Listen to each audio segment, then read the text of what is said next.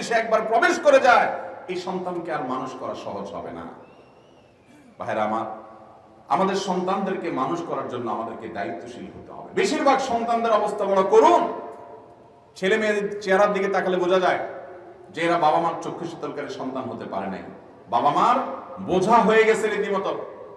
দোষ কিন্তু বাবা মারই, তারা সঠিকভাবে লালন পালন করতে পারে নাই। অতএব সন্তান কিছু চাইলেই দিয়ে দিবেন না, তার জন্য উপকার কিনা সেটা দেখবেন, বিবেচনা করবেন, নিয়ন্ত্রণ করতে শিখাবেন, সন্তানকে কষ্ট শিখাবেন। বেশিরভাগ পরিবারে কি হয় জানেন, পোলাপানকে দিয়ে কোনো কাজ করায় না।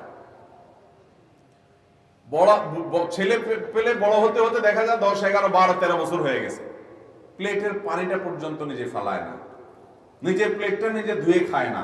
বেশিরভাগ পরিবারের অবস্থা না? আমাদের বয়সী যারা বা আমাদের চাইতে আরো সিনিয়র বয়সে যারা আছেন এখানে, আপনাদের ছোটবেলার কথা চিন্তা করে দেখেন তো।